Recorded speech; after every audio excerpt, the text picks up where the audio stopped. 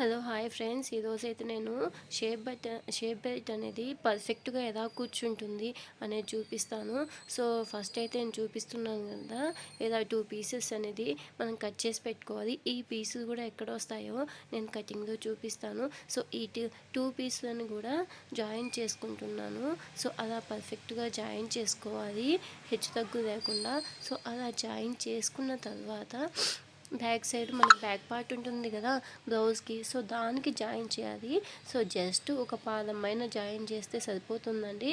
So shape బెల్ట్లో వీటిలో వచ్చేసి వెనకాల బ్యాక్ పీస్ వేసినప్పుడు కొన్ని జాగ్రత్తలు పాటిస్తే ఇంకా చిన్న చిన్న టిప్స్, సో ఈజీగా చాలా నీట్గా ఫినిషింగ్ ఉంటుందన్నమాట. సో మొత్తం వచ్చేసి ఫినిషింగ్ అనేది ఇక్కడే కనిపిస్తుంది. ఎందుకంటే బ్యాక్ సైడ్ మనం అటు ఇటుగా కుడితే కనుక ఏమవుతుందంటే కొంచెం ఎత్తుగా అలా కనిపిస్తుంది, అప్పుడు బ్లౌజ్ అనేది పర్ఫెక్ట్గా కూర్చోదు.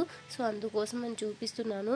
జస్ట్ ఒక పాదమైన క్లాత్ వదిలిపెట్టేసి లాస్ట్లో అలా స్టిచ్ చేసుకోవాలి. అలా స్టిచ్ చేసుకునేటప్పుడు కూడా స్ట్రైట్గా లైన్ వేసుకోవాలండి. ఒకవేళ హెచ్చుతగ్గులు వేసుకుంటే కనుక బెల్ట్ అనేది కొంచెము అటు ఇటుగా ఉంటుంది.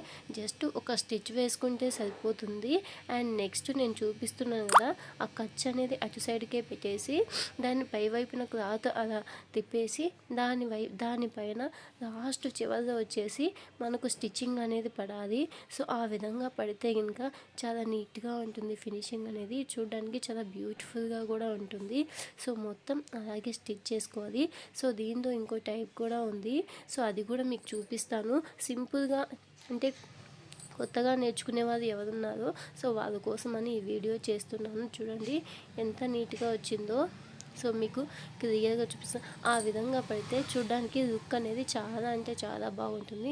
అండ్ నెక్స్ట్ నేను ఇప్పుడు వచ్చేసి ఫోల్డింగ్ వేస్తున్నాను కదా, సో ఆ విధంగా ఫోల్డింగ్ వేసి మామూలుగా మీరు కొత్తగా మిషన్ నేర్చుకునే వాళ్ళైతే సో ఈ విధంగా ఫోల్డింగ్ వేసుకొని పైన ఇంకో స్టిచ్ వేసుకోండి. ఎందుకంటే అలా స్టిచ్ వేసుకుంటే ఇంకా బ్యాక్ సైడ్ కొంచెం పర్ఫెక్ట్గా ఉంటుంది.